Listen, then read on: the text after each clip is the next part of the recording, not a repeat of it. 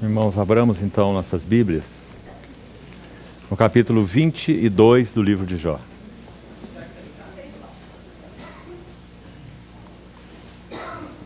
Jó, capítulo 22.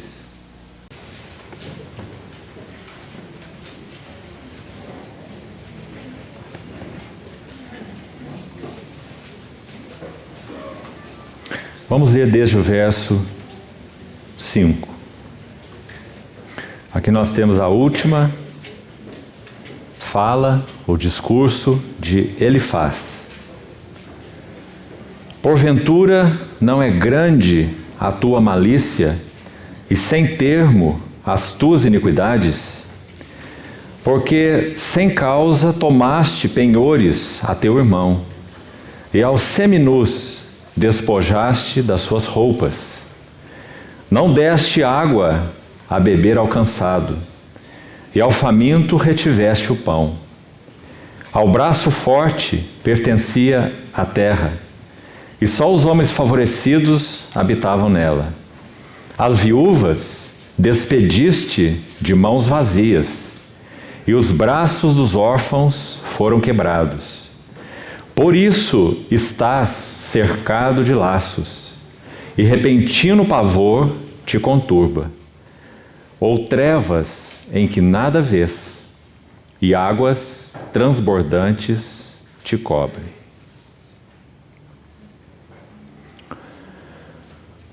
Ontem à noite, queridos irmãos, nós vimos rapidamente as 3 séries de discursos que compõem essa sessão primeira do livro de Jó, na sua parte poética.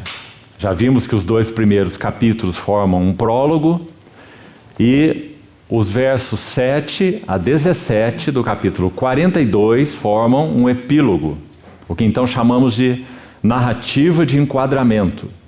Dentro dessa sessão, nós temos essa enorme e maravilhosa poesia. E já falamos que se queremos saber como Deus escreve os seus poemas, por quais linhas Deus o escreve, então precisamos conhecer a maior poesia da Bíblia e o primeiro dos 5 livros poéticos, o livro de Jó. Essa é a maneira de Deus. Quão insondáveis são seus caminhos e quão inescrutáveis são seus juízos. Tendes visto a paciência de Jó e que fim o Senhor lhe deu, porque o Senhor é cheio de terna misericórdia e compassivo. Foi o que Tiago escreveu na sua epístola. Então Deus, ao colocar as suas mãos nesse barro, o que ele tem em mente é o fim. E vistes o fim que o Senhor lhe deu, porque ele é cheio de terna misericórdia. Então, quando esses amigos de Jó se assentam ao lado dele para condoer-se dele, eles buscam explicações da razão pela qual Deus o está tratando dessa maneira. E de acordo com o escopo da sua teologia, eles não têm outra explicação, a não ser que Jó cometeu pecados. Podem ser pecados ocultos, podem ser coisas até mesmo sutis, embora quando lemos o texto que acabamos de ler, capítulo 22, versos 5 a 11, fica claro que nessa terceira série de discursos, eles partem para uma acusação declarada de Jó. Já vimos que na primeira série a divisão já foi projetada, talvez hoje à noite usemos novamente aquele quadro para expor uma vez mais a estrutura do livro e mantermos a estrutura do livro em mente. Mas nós já vimos que a primeira série de discursos, que vai até o capítulo 11, de 3 a 11, eles estão arguindo Jó de uma maneira mais delicada, digamos assim, partindo daquele pressuposto que se Deus é justo, e Deus é justo, então ele há de afligir o ímpio, punir o ímpio e recompensar o justo sempre. Então, na segunda série de discursos, eles são mais sutis. Como Jó não ouve essas falas, porque quando ele olha para a sua experiência, também já falamos, particularmente relacionado a essa primeira série de discursos, ele vê que na sua experiência ele é justo e ele está sofrendo. E essas duas coisas não conseguem se coadunar nem mesmo na mente de Jó, e muito menos na mente dos seus companheiros. Na segunda série de discursos, eles usam de uma sutileza maior e vão colocar a ênfase neste lado específico. É o ímpio que é afligido. Não se ocupam tanto com o fato de que o justo é recompensado, mas eles vão agora canalizar a sua visão neste ponto, porque eles desejam atingir Jó e levá-lo a uma convicção de pecado. Então, na segunda série de discursos, a ênfase é o ímpio que é afligido, para que Jó entenda, debaixo dessas palavras, que ele cometeu iniquidade e por isso ele está sofrendo. E nós sabemos que isso não condiz com nada do que o Senhor está fazendo na vida de Jó. Jó não sofre porque pecou.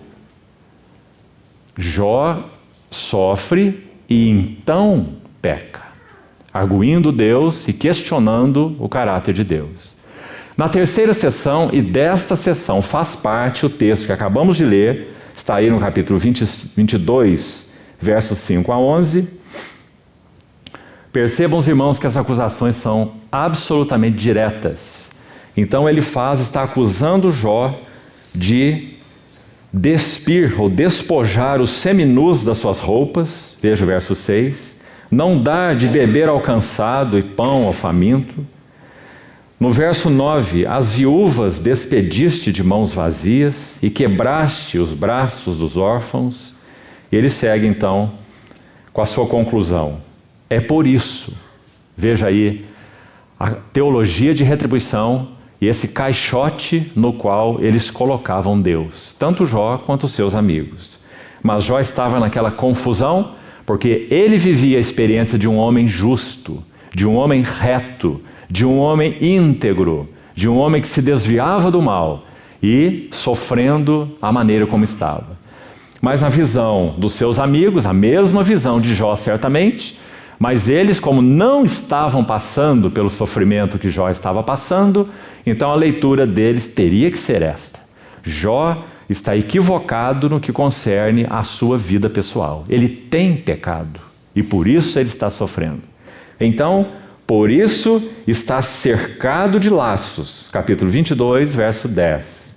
E repentino pavor te conturba, ou trevas em que nada vês, e águas transbordantes te cobrem. Então a última série, a terceira série de discursos, eles têm uma acusação deliberada de Jó. Vamos ainda com essa mesma ênfase, explicando um pouco desse espírito desses amigos de Jó. Vamos voltar ao capítulo 11 do livro. Capítulo 11, ontem já lemos uma pequena parte desse capítulo. Vamos ler novamente o versículo 2.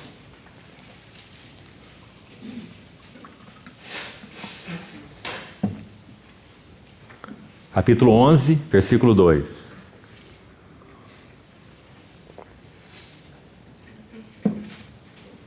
Porventura não se dará resposta a esse palavrório?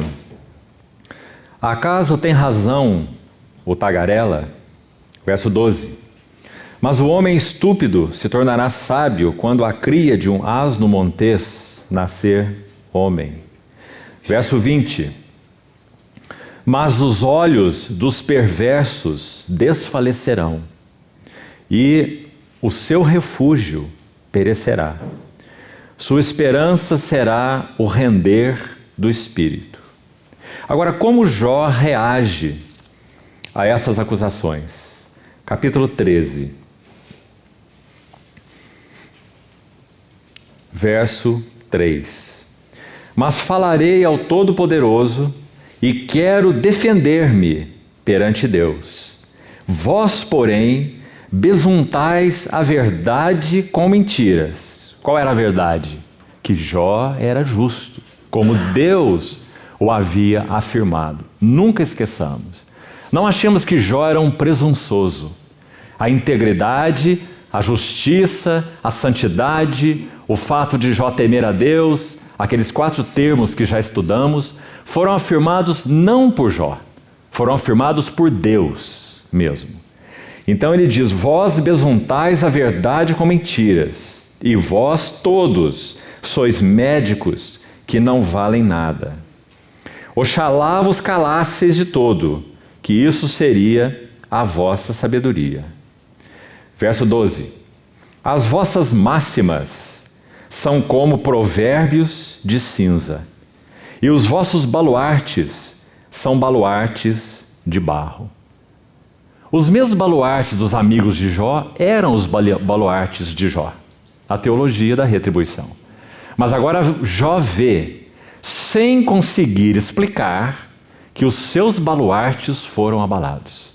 E esse é o motivo da sua crise mais profunda. Então ele indaga a Deus com seus porquês, muitos porquês, porque ele não pode compreender, baseado nessa teologia de retribuição, os caminhos de Deus para com ele.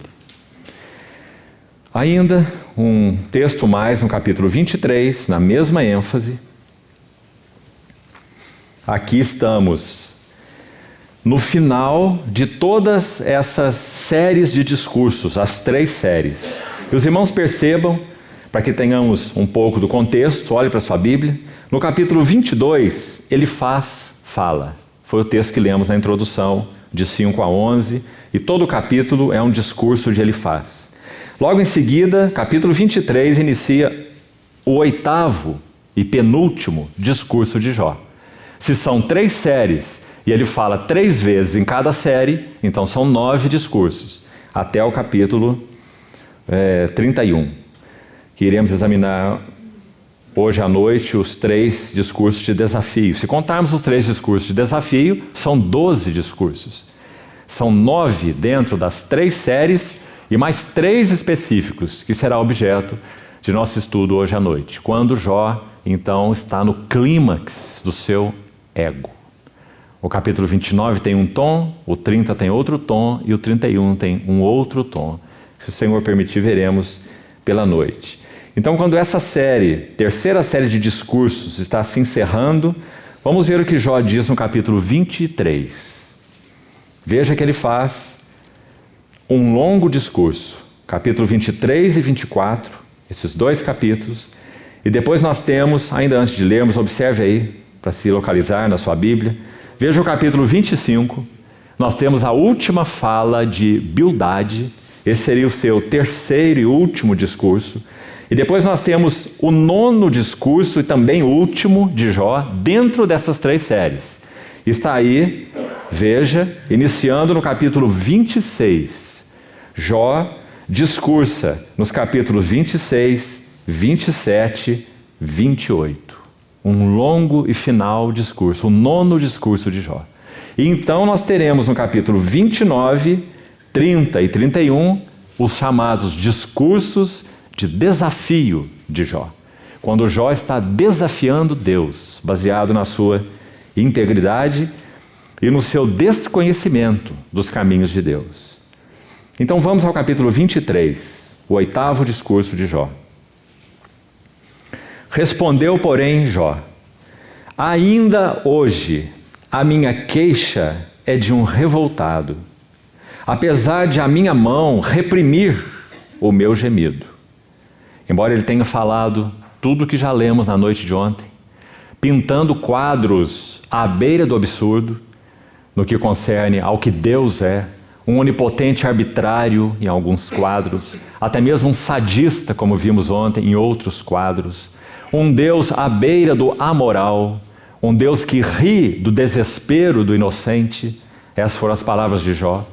Então, apesar de ele ter pintado esses quadros, ele vai dizer aqui que a sua mão ainda está reprimindo o seu gemido. Ah, se eu soubesse onde o poderia achar. Que verso importante aí no fechamento dessa terceira série de discursos, irmãos. Porque esse era o conflito mais penetrante de Jó. Primeiro nós vimos que aquilo que levava Jó ao desespero era não conseguir explicação. Como pode um homem íntegro passar pelo que Jó passava? Sem explicação. Por outro lado, o silêncio de Deus. E o silêncio de Deus, então, tão maravilhoso. Porque é um silêncio cuidadoso. É um silêncio atencioso. Como nós citamos ontem também parte de um pequeno poema, que diz: teu silêncio, ó Deus, soa ausência, mas é presença. Teu silêncio, ó Deus, soa desamparo, mas é cuidado. Teu silêncio soa indiferença, mas é atenção. Atento estás a um coração que não compreende voz, que não seja audível, que não compreende palavra, que não seja falada, e que não compreende presença, que não seja sentida. Esse era Jó. Então, por que Deus colocou a mão nesse barro? Para que Jó conhecesse uma presença que não era sentida em meio aos seus sofrimentos, uma palavra não falada.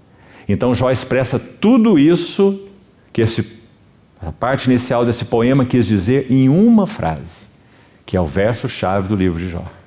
42, verso 5.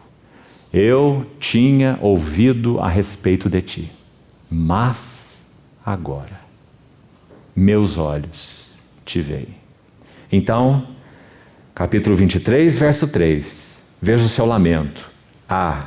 Se eu soubesse onde o poderia achar.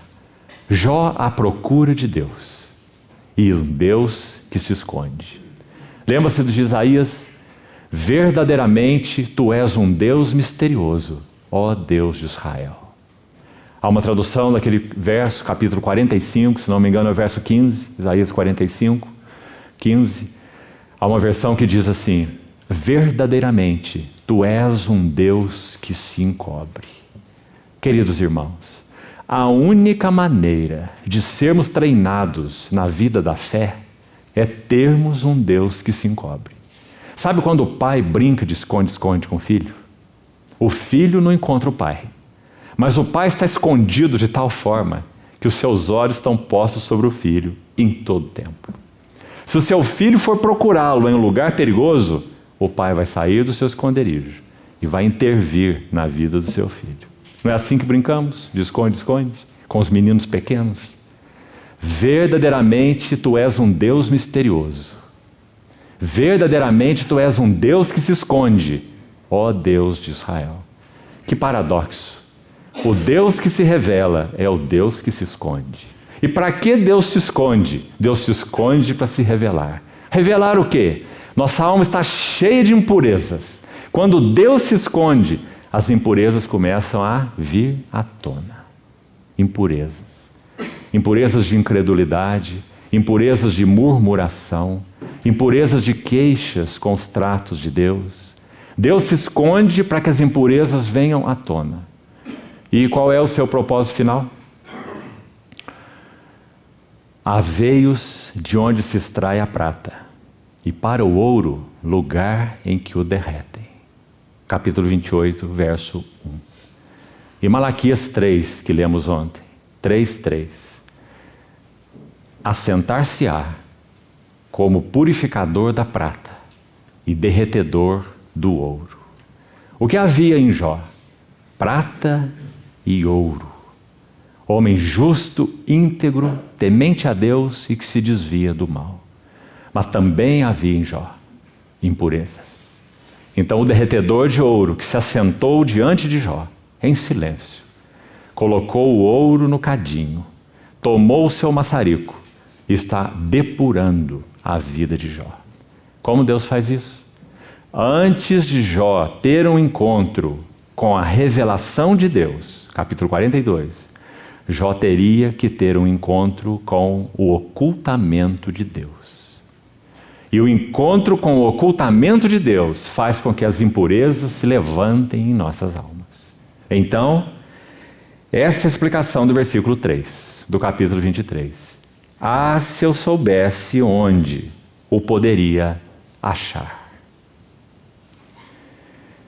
Então me chegaria ao seu tribunal. Mais um texto, já lemos vários outros, que mostra a linguagem jurídica de Jó. Ele tem uma causa a ser defendida. Ele se vê em um tribunal e um juízo tem que ser decretado. Um problema inicial que ele tem, já vimos, não há árbitro entre ele e o seu acusador, que é Deus, no seu entendimento, e o acusa indevidamente. Não há árbitro entre nós outros. Com isso ele quer dizer que Deus é arbitrário. Está tratando Jó à sua maneira, independente da justiça, integridade e retidão de Jó. Esse era um dos seus problemas. Mas até o fim do seu livro, e hoje à noite também iremos ver a mesma ênfase, particularmente em um dos 3 capítulos de 29 a 31. Jó está no seu tribunal. Eu me chegaria ao seu tribunal, capítulo 23, verso 3. Olha essa frase próxima no verso 4. Exporia ante ele a minha causa. Você está vendo? Encheria a minha boca de argumentos. Você conhece alguém que tem mais argumentos que um advogado? Esse é o Jó, na sua tribuna. Mas seu grande problema, Deus não aparece na tribuna. Verso 5. Saberia as palavras que ele me respondesse. Isso é uma grande ousadia de Jó. Ele está dizendo, eu prenderia ele aqui de tal maneira que ele ficaria encurralado. Ele não teria como me acusar. Eu saberia as palavras que ele me respondesse e eu entenderia o que me dissesse. Isso ele disse aqui. Sabe o que ele disse quando Deus, mais tarde, vai falar com ele do redemoinho? Eu falei de coisas que eu não entendia. Uma vez falei, mas não replicarei. Ponho a mão na minha boca. Mas ele ainda não está nesse ponto. As impurezas estão subindo à tona. Verso 6. Acaso, segundo a grandeza do seu poder, contenderia comigo? Não, antes me atenderia. Ali o homem reto pleitearia. Mais uma vez a linguagem jurídica. Um pleito. Pleitearia com ele. E eu me livraria para sempre do meu juiz. Eis que se me adianto, ali ele não está. Se torno para trás, não o percebo. Se ele opera à esquerda, não o vejo. Se ele se esconde, veja mais uma vez, esconde-se. Se ele se esconde à direita, eu não o diviso. Essa era a grande agonia de Jó. Então, no verso 13 ainda desse mesmo capítulo, a queixa do onipotente arbitrário. Mas, se ele resolveu alguma coisa, quem o pode dissuadir? O que ele deseja, isso fará. Pois ele cumprirá o que está ordenado a meu respeito, e muitas coisas como estas ainda tem consigo. Por isso eu me perturbo perante ele, e quando o considero, temo-me dele. Deus é quem me fez desmaiar o coração, e o Todo-Poderoso quem me perturbou. Porque eu não estou desfalecido por causa das trevas, nem porque a escuridão cobre o meu rosto. Irmãos, Jó está sendo levado a um profundo contato com o Deus que se esconde.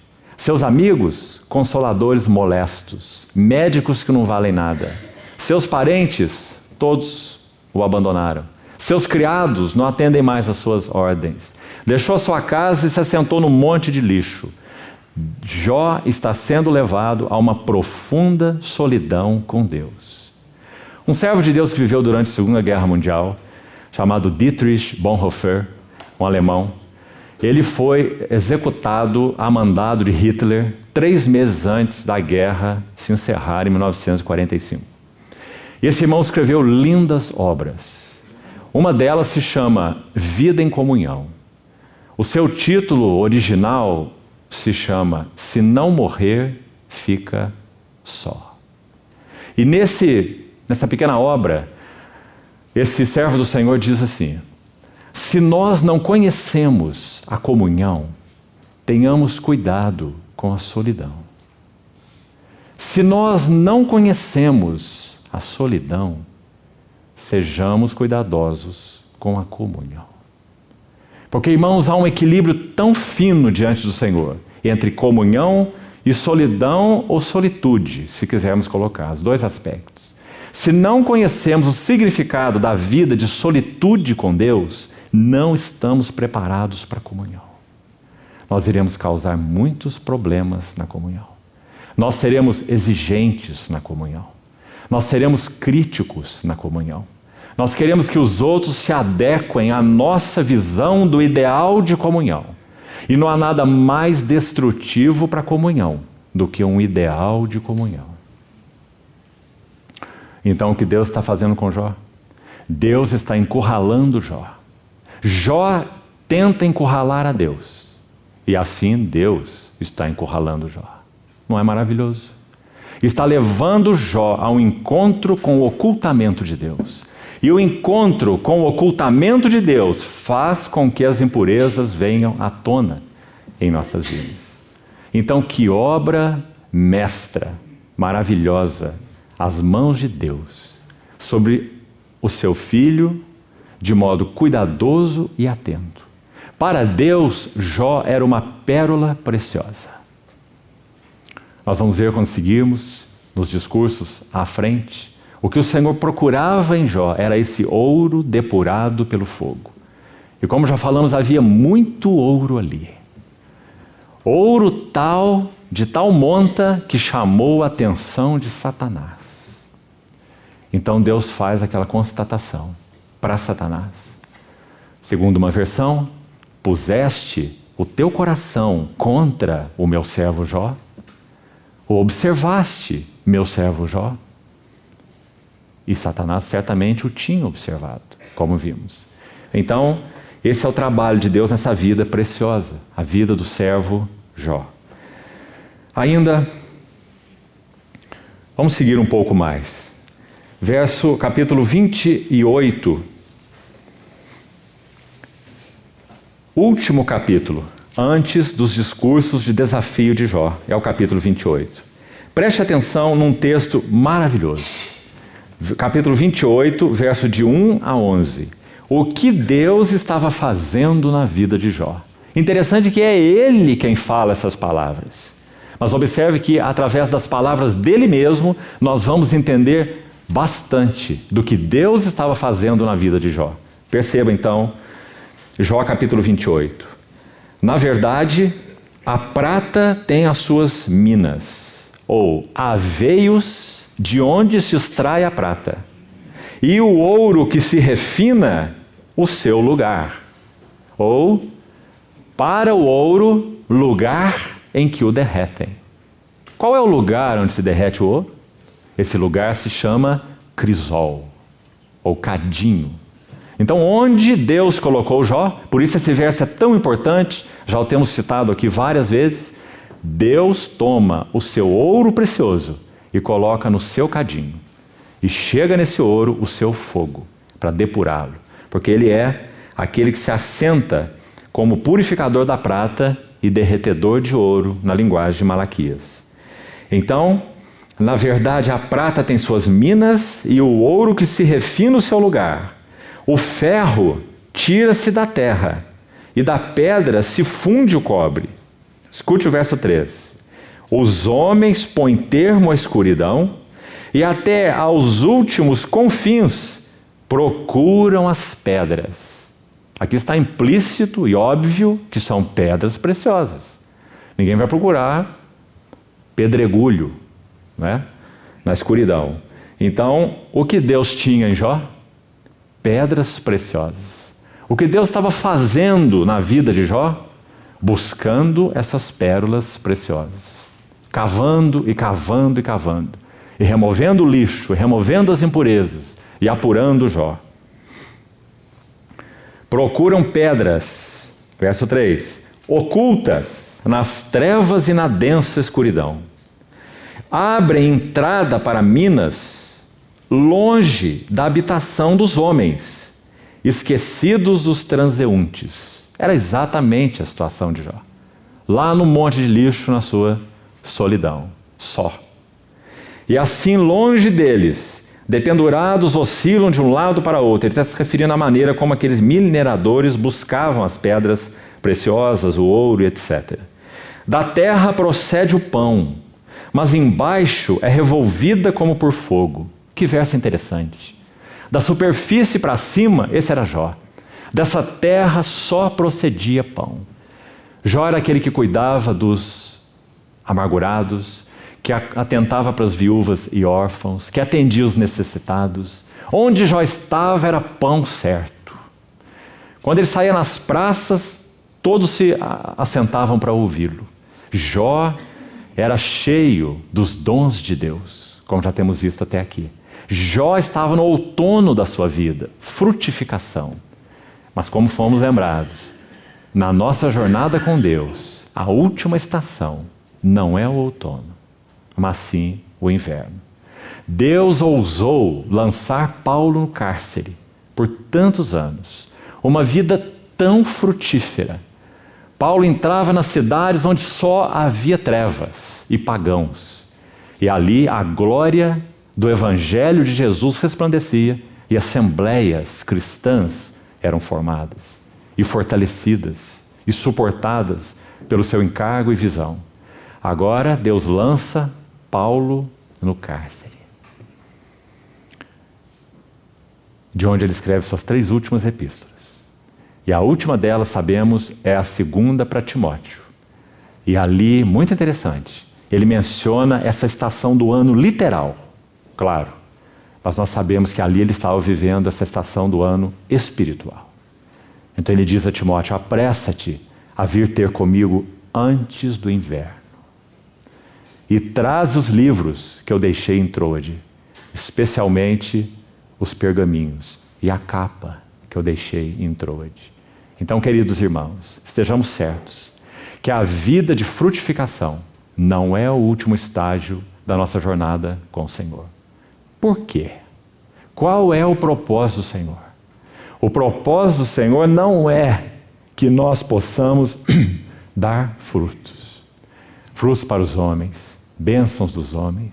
O propósito do Senhor é que nós sejamos totalmente para Ele. Qual é o significado da unção de Maria de Betânia? Nosso Senhor Jesus diz que aquela unção representa o significado do Evangelho. Pois foi o Senhor quem disse: onde o Evangelho for pregado, em todo o mundo será contado o que ela fez para a memória sua. O que Maria de Betânia fez? Ela compreendeu o que estava no coração do Senhor Jesus. Irmãos, é tão impressionante estudar os Evangelhos. Graças ao Senhor pelo que já ouvimos nessa manhã de nosso querido irmão. Pérolas, 4 pérolas preciosas, os 4 Evangelhos. E nesses Evangelhos nós vamos ver a história de Maria de Betânia. Neles está registrado que o que ela fez, aqueles discípulos obtusos não conseguiram entender. João deitou no peito do Senhor, mas não compreendeu nada dos seus sofrimentos antes da cruz. Pedro foi chamado para um discipulado tão pessoal. Tu és Simão, tu serás Pedro. Mas Pedro também não compreendeu nada da aflição e da angústia do coração do Senhor. E Tiago, a mesma coisa. Os 3 mais íntimos, os outros nem precisamos dizer.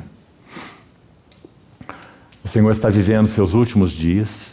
João capítulo 11, ele sai para um retiro em uma cidade chamada Efraim, a mais ou menos 40 quilômetros a noroeste de Jerusalém. E isso é o deserto da Judéia, ligado mesmo a Jerusalém, um pequeno deserto da Judéia. O Senhor se retira para essa pequena cidade e ali permanece alguns dias. Assim João termina seu capítulo 11. O Senhor faz um pequeno retiro com seus discípulos. Em Jerusalém, o tumulto estava instalado.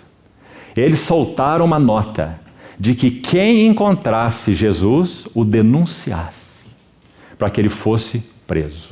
Isso é uma nota de busca de um bandido comum. Aquele que o encontrasse o denunciasse, para que ele fosse preso. Nosso Senhor estava no seu retiro, a uns 40 quilômetros de Jerusalém. O que ele faz? Ao invés de fugir de Jerusalém, ele, que como Lucas diz no capítulo 9, tinha no semblante uma intrépida resolução. de ir para Jerusalém. Então o Senhor sai do seu retiro e vai a Jerusalém, com os seus 12. Quando ele chega, vai em direção a Jerusalém.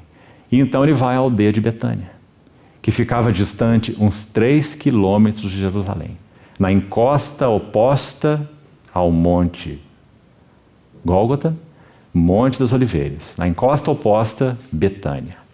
E ali o Senhor, 6 dias antes da Páscoa, João capítulo 12, vai a essa aldeia. Lá estavam os seus mais íntimos, saindo de um retiro espiritual com o nosso Senhor Jesus, mas não compreendiam nada da sua angústia, da sua aflição e do seu coração. Mas uma mulher o compreendeu, e foi Maria de Betânia.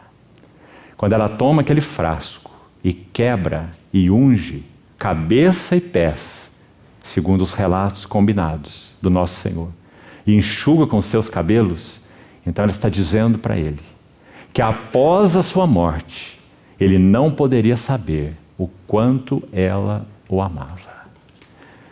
Então ela derrama antecipadamente ao seu pequeno tesouro, no seu vasozinho de alabastro, um unguento que Marcos descreve como preciosíssimo. Marcos capítulo 14.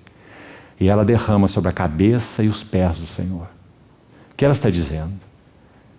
Meu Senhor, Tu és para mim o mais precioso. Aquele unguento era usado pelas noivas para suas núpcias. E ela tomou o seu, guardado para suas núpcias, e quebrou, e derramou sobre a cabeça do Senhor, e sobre os seus pés, e enxuga os seus pés com seus cabelos. 1 Coríntios 11 diz que o cabelo é glória da mulher. Quando Maria toma os seus cabelos e enxuga os pés do Senhor, ela está dizendo: Tu és digno de receber toda a glória. Então nosso Senhor, após receber essa unção, o seu coração foi refrigerado de tal modo que ele disse: onde o evangelho for pregado, em todo o mundo será contado o que ela fez, para a memória sua. O que significam essas palavras do Senhor? Significam, ela compreendeu qual é o objetivo do evangelho. O objetivo do evangelho não é nos levar a frutificar para os outros. Essa é uma consequência que pode ocorrer de uma forma ou de outra, mais ou menos, não importa. O objetivo do evangelho é levar-nos a nos derramar aos pés do nosso Senhor Jesus. Ele nos comprou para si. Pedro não compreendeu, João não compreendeu, Tiago não compreendeu, mas Maria compreendeu. Havia uma angústia profunda no coração do nosso Senhor Jesus. Por quê? Porque ele seria cuspido? Porque ele seria escarnecido? Porque seria esbofeteado? Amados irmãos, certamente não. Porque ele é um homem de dores, que sabe o que é padecer. Qual era a angústia do coração do Senhor? É que ele estava há 6 dias de experimentar algo que para ele era insuportável. Ele podia experimentar a negação de Pedro e suportá-la. Ele podia suportar a traição de Judas. Ele podia suportar o abandono final de todos. Mas ele não podia suportar a perda da face do seu pai. Ele estava 6 dias desse brado. Deus meu, por que me desamparaste? Quem compreendeu a aflição do coração do Senhor? Apenas Maria de Betânia. Esse é o objetivo do evangelho. Mas Jó estava vivendo no outono e no vigor da sua vida. E como ele estava em plena frutificação, ele achava que essa era a sua maturidade espiritual. Mas como pode ser maduro um homem que, no capítulo 3, disse: eu não estava em segurança. Eu não tinha quietude e nem descanso. Então o que eu temia me sobreveio. Como pode um homem maduro estar nessa situação? Jó não era um homem maduro. Jó era um jovem, espiritualmente falando. Havia muito ouro ali, mas esse ouro tinha que ser apurado pelo fogo.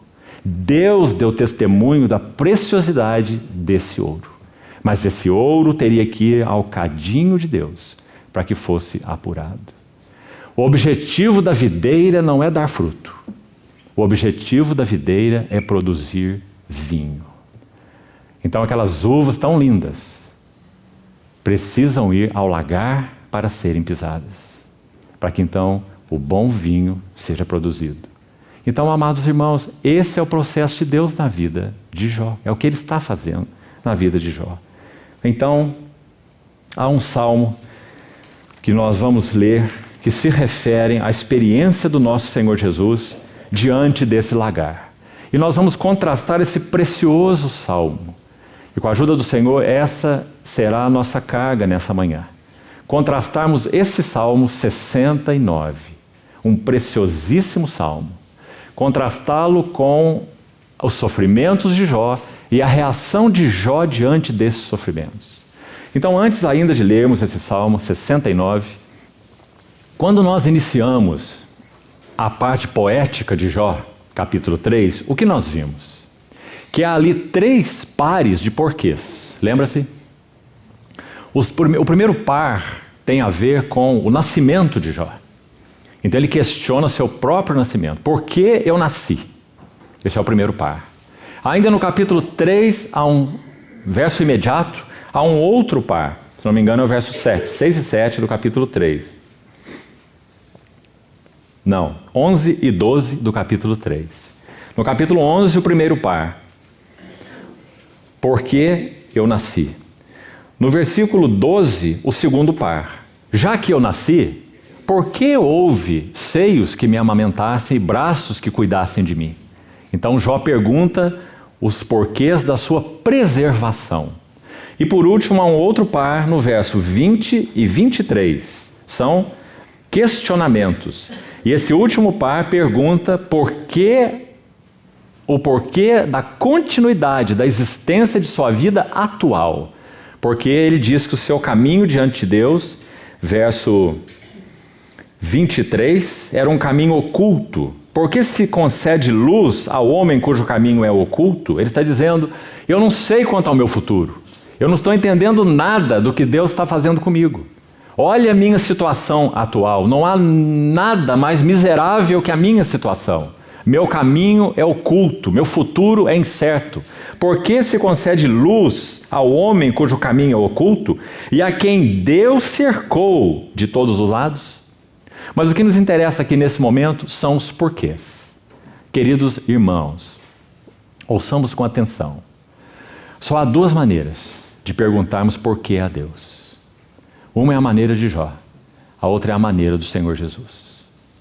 Jó disse 6 porquês, com punhos cerrados. Um porquê de ira e indignação. O Senhor Jesus também disse porquê ao seu Pai, ao seu Deus. Deus meu, por que me desamparaste? Mas os porquês, ou o porquê do nosso Senhor Jesus, foi um porquê de mãos abertas e não de punhos cerrados. Ele não está esperando uma resposta de Deus. Esse verso foi extraído do Salmo 22. Deus meu, por que me desamparaste? Porque está longe do teu ouvido as palavras do meu bramido. Mas sabe o que ele diz logo em seguida? Contudo, tu és santo, entronizado entre os louvores de Israel. Nossos pais confiaram em ti. Esse era o nosso Senhor na cruz. Mas esse não era Jó nos seus sofrimentos. Nossos pais confiaram em ti. Confiaram e tu os livraste. Abra nesse Salmo 22 antes de lermos o 69. Veja essas palavras. Salmo 22. Verso 9. Contudo, tu és quem me fez nascer. Ó, quão diferente de Jó. Jó perguntou por que eu nasci. Jó perguntou por que houve braços que cuidaram de mim. Nosso Senhor Jesus na cruz também perguntou por quê. No verso 1 do Salmo 22. Mas então ele diz no verso 9. Contudo, tu és quem me fez nascer e me preservaste. Nosso Senhor tem as respostas que Jó não tem. Nosso Senhor conhece a pessoa que Jó não conhece. Me preservaste estando eu ainda no seio da minha mãe. Não é um verso maravilhoso? Você se lembra da perseguição de Herodes? Você lembra o que a família de Jesus teve que fazer? Esse salmo profético tão maravilhoso e significativo está recordando a vida desse menino. Nosso irmão falava há pouco sobre Lucas. Que evangelho aquele, queridos irmãos. Lucas capítulo 2 apresenta o Salvador de fraldas. A criança envolta em faixas e deitada na manjedoura. Os olhos dos anjos não tinham mais o Logos de glória para contemplar no céu. O Logos da glória estava na manjedoura.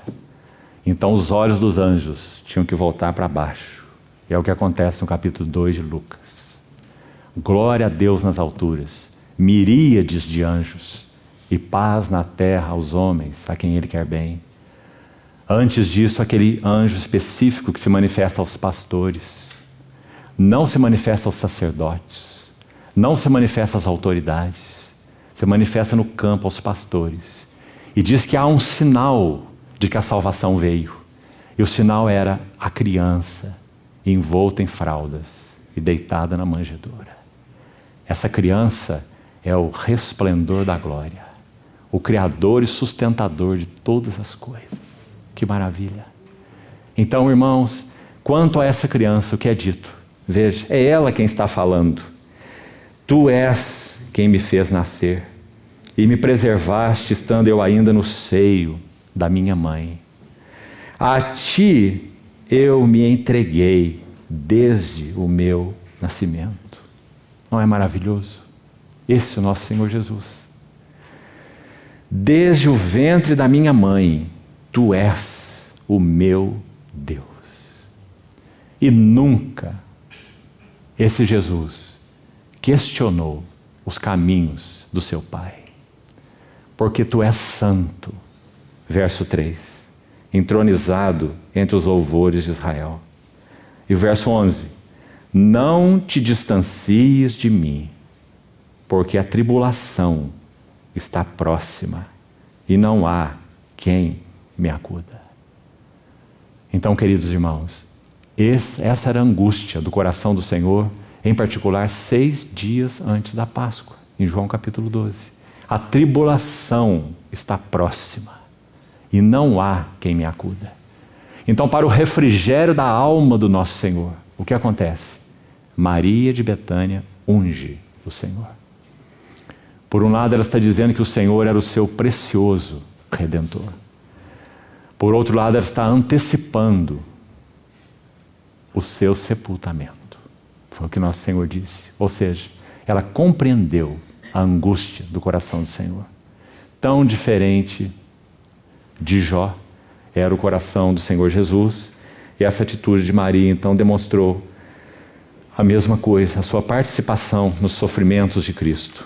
Então vamos ao capítulo 69 do Salmo, Salmo 69. Esse também é um salmo messiânico, um maravilhoso salmo que fala sobre os sofrimentos do Senhor.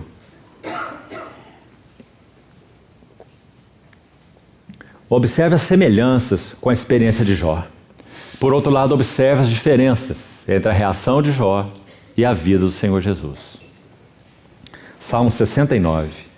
Salva-me, ó Deus, porque as águas me sobem até a alma. Estou atolado em profundo lamaçal que não dá pé. Estou nas profundezas das águas e a corrente me submerge. Estou cansado de clamar. Secou-se-me a garganta. Os meus olhos desfalecem de tanto esperar por meu Deus. Essa não era a experiência de Jó. São mais que os cabelos da minha cabeça, os que sem razão me odeiam. Jó também foi afligido sem causa, como vimos. Deus disse isso. São poderosos os meus destruidores, e os que com falsos motivos são meus inimigos. Por isso tenho de restituir o que não furtei.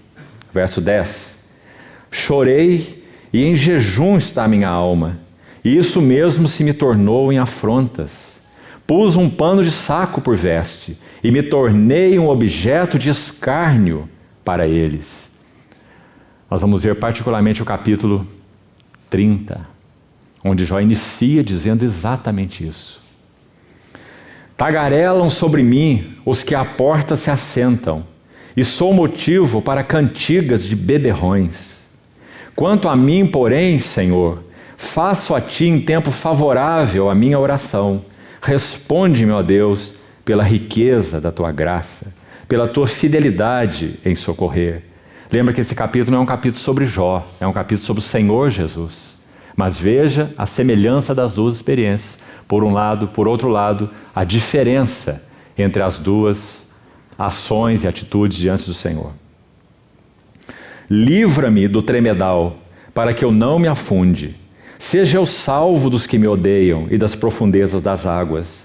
Não me arraste a corrente das águas, nem me traga a voragem, nem se feche sobre mim a boca do poço. Verso 17. Não escondas o teu rosto do teu servo. Essa era a grande angústia do nosso Senhor Jesus. Por isso, Deus meu, por que me desamparaste? Porque naquela hora não havia outra possibilidade. Se aquele que não conheceu o pecado teria que ser feito pecado por nós, porque o pecado ou é julgado em nós ou é julgado no substituto. E pela graça de Deus, o pecado foi julgado no substituto. Então ele teria que experimentar separação, porque pecado é alienação. Então nosso Senhor deu o seu grito na cruz. O profeta disse que ele não gritaria e não levantaria sua voz nas praças, mas os evangelistas registram que na cruz ele gritou em alta voz: meu Deus, por que me desamparaste? Não escondas o teu rosto do teu servo, pois estou atribulado. Responde-me depressa. Aproxima-te de minha alma e redime-a. Resgata-me por causa dos meus inimigos. Tu conheces a minha afronta, a minha vergonha e o meu vexame. Todos os meus adversários estão à tua vista. O opróbrio partiu-me o coração e desfaleci. Esperei por piedade, mas em vão. Por consoladores, e não os achei. Por alimento me deram fel, e na minha sede me deram a beber vinagre. Queridos irmãos, esse versículo 21, particularmente, foi citado pelos evangelistas, porque foi uma experiência pessoal do nosso Senhor Jesus. Agora vamos parar aqui um pouco e compreender a experiência e a reação do Senhor aqui. Não podemos confundir a ocasião em que foi dado ao Senhor vinho com fel, segundo Mateus, ou vinho com mirra, segundo Marcos, com o vinagre que foi dado ao nosso Senhor quando na cruz. Não confundamos.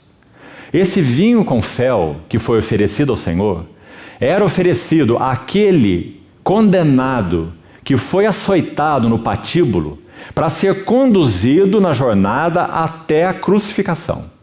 Então ali ele era açoitado e depois ele era conduzido até a crucificação.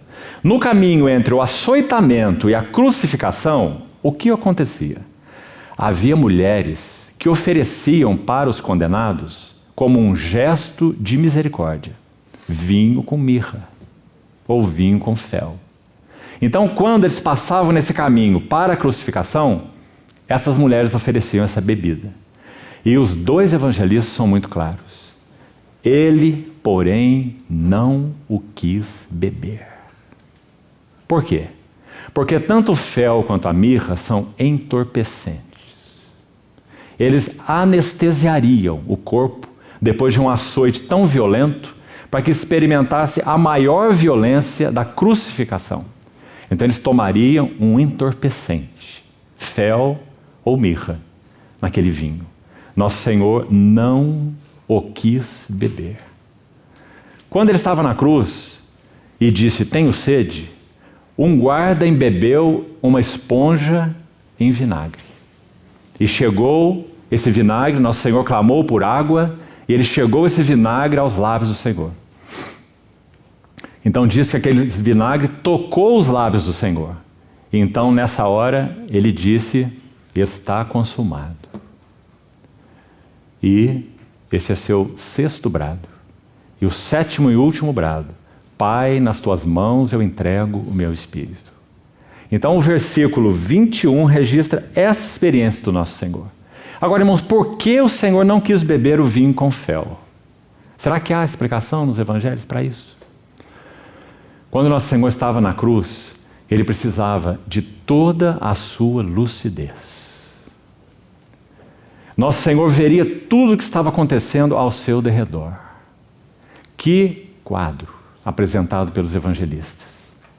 Ele disse em João capítulo 18, quando Pedro desembainha sua espada e fere o servo do sumo sacerdote, nosso Senhor diz a Pedro: embainha a tua espada. Não beberei eu do cálice que o meu pai me deu? O cálice que o seu pai deu a ele não era um cálice misturado com mirra ou fel.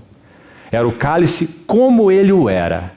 Cada atitude, cada cusparada, cada açoitamento, cada bofetada, nosso Senhor o recebeu como o cálice que o meu pai me deu. E essa foi sua expressão a Pedro: embainha tua espada, não beberei eu o cálice que o meu pai me deu. Então nosso Senhor recusou esse fel ou mirra no vinho a caminho da cruz. Então ele é crucificado. Mas veja o que acontece lá, segundo os evangelistas. Quantos véus foram rompidos quando nosso Senhor Jesus morreu? 3 véus. Mateus 27 registra os 3. Primeiro diz que quando ele disse: Deus meu, por que me desamparaste? Esse é o seu 5º brado. Depois ele disse: está consumado, seu 6º brado. E depois ele disse: Pai, nas tuas mãos eu entrego o meu espírito, 7º brado. Então o evangelista vai dizer: e o véu do santuário se rasgou de alto a baixo. Ele é o homem que recuperou para nós a face de Deus.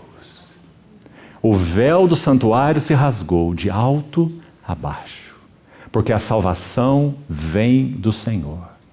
O Verbo se fez carne e habitou entre nós. Por isso esse véu se rasga de alto a baixo. Esse é o primeiro véu. Logo em seguida nós vemos: e abriram-se os sepulcros e fenderam-se as rochas. E os corpos de santos ressuscitaram. E depois da ressurreição de Jesus, saíram do seu túmulo e entraram na cidade santa. E deram testemunho a muitos. Segundo véu rompido, o véu da morte. Quando nosso Senhor Jesus morreu, o véu da morte foi rompido. Nele já foi tragada a morte pela vitória. Onde está, ó morte, a tua vitória? Onde está, ó morte, o teu aguilhão?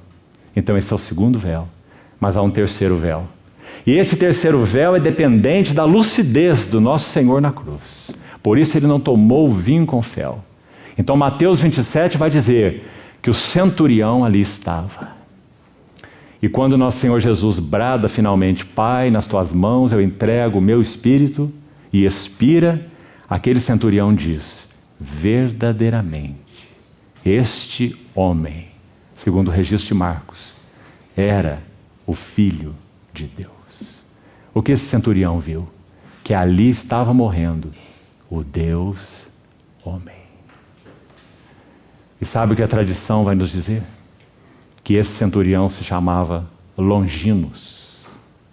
E ele se tornou mais tarde um bispo na região da Capadócia. Ele viu quem era aquele que estava sendo fendido na cruz. 3 véus. O véu do santuário, recuperando para nós a face de Deus. O véu da morte, nos introduzindo numa relação eterna com Deus.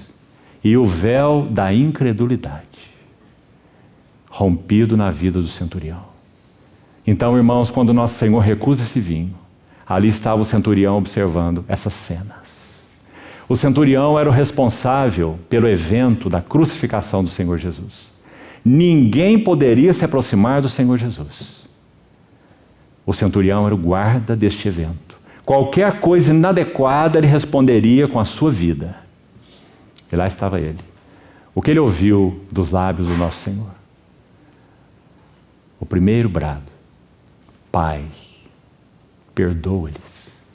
Eles não sabem o que fazem. E o centurião ainda ouviu do nosso Senhor: mulher, eis aí teu filho. E olhando para João disse: eis aí a tua mãe. Nosso Senhor crucificado, açoitado, escarnecido, aflito, pendurado na cruz, estava atento à sua mãe e ao discípulo. Porque ele conservou a sua lucidez na cruz. Mulher, eis aí teu filho. Ah, irmãos, o que o centurião via nos crucificados eram gritos, eram palavras de blasfêmia, eram insultos contra Deus, ódio, raiva, amargura, ressentimento. Mas agora o centurião vê na cruz um homem que faz provisão para sua mãe. Mulher, eis aí teu filho. Eis aí tua mãe. E o que mais esse centurião ouve? Deus meu, por que me desamparaste? Não com palavras de ódio, não com os punhos cerrados, mas com as mãos abertas. O que mais o centurião ouve? Eu tenho sede. Está tudo consumado. E Pai, nas tuas mãos eu entrego o meu espírito. Então, quando esse véu se rompe, um véu também se rompe no coração do centurião. O véu da incredulidade. Então ele pode dizer: verdadeiramente esse homem era o Filho de Deus.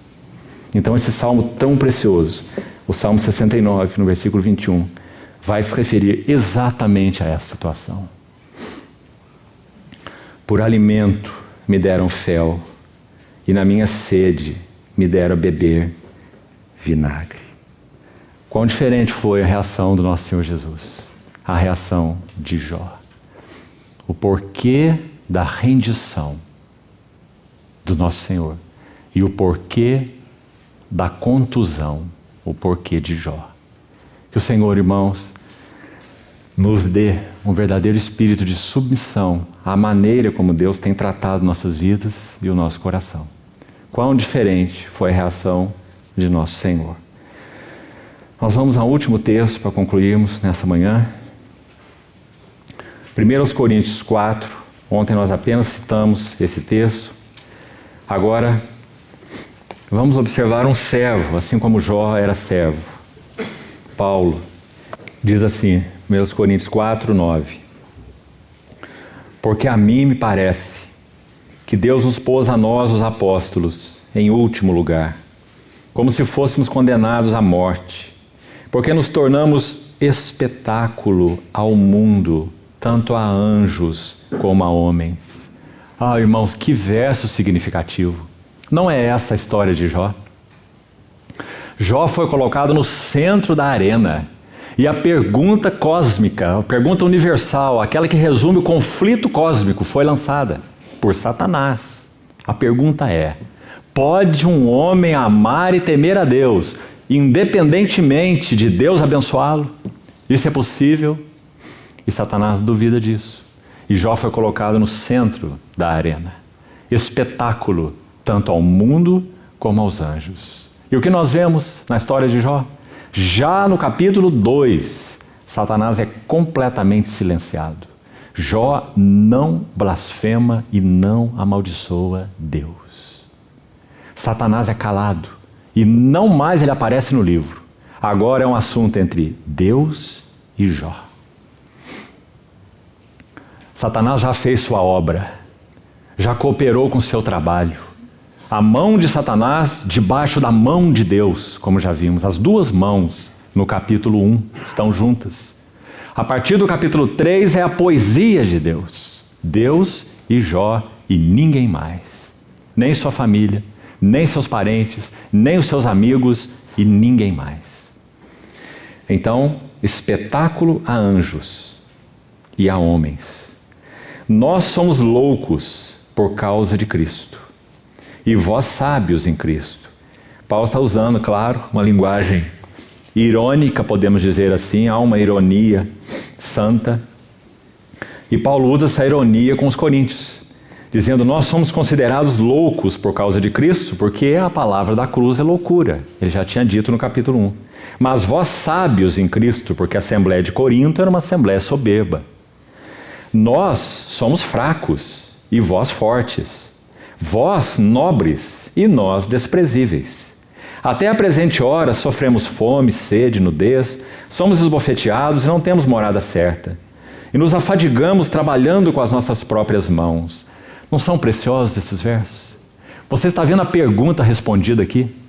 Poderia Paulo, servo do Senhor, amar e temer a Deus, independente de ser abençoado no aspecto como se entende bênçãos, externamente, prosperidade, saúde, tudo certo, tudo tranquilo? Paulo descreve fadiga, fome, sede, nudez e falta de morada certa. Quando somos injuriados, injúria requer uma renúncia à dignidade. Quando somos injuriados, bendizemos. Quando somos perseguidos, e perseguição requer uma renúncia aos direitos. Quando somos perseguidos, suportamos. Quando somos caluniados, e calúnia requer uma renúncia à honra. Jó foi caluniado e não suportou. Reagiu e severamente contra os homens e contra Deus. Paulo diz: quando caluniados, procuramos conciliação. Até agora temos chegado a ser considerados lixo do mundo e escória de todos. Sabe quem diz isso?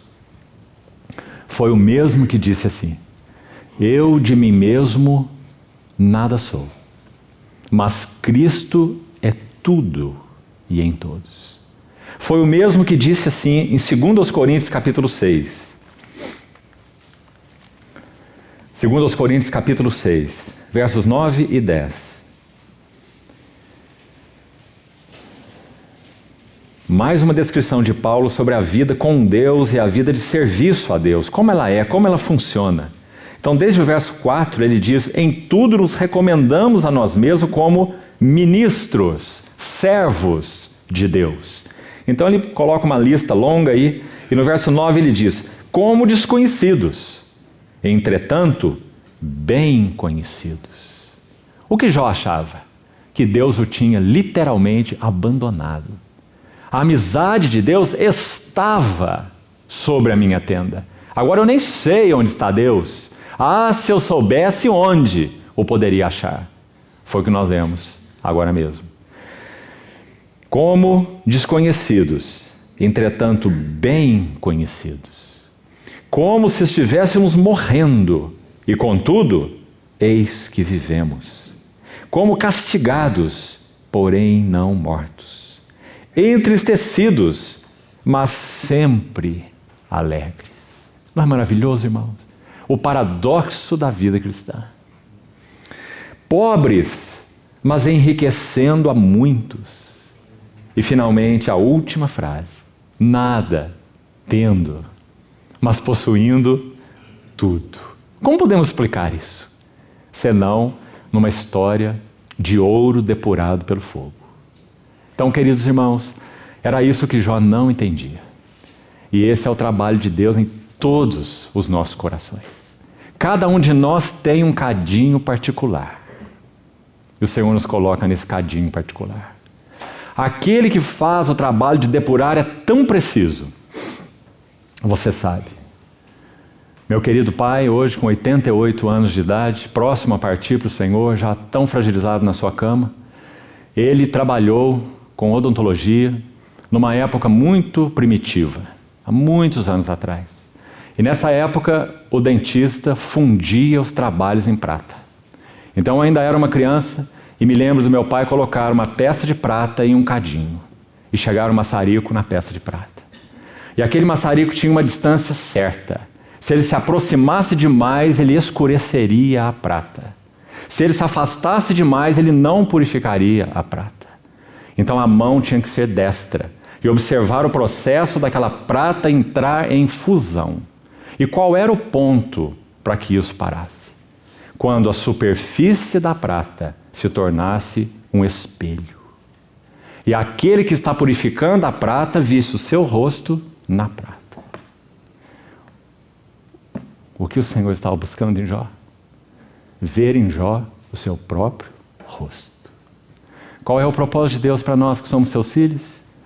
Predestinados para serem conformes à imagem do seu Filho. Para que ele seja o primogênito entre muitos irmãos.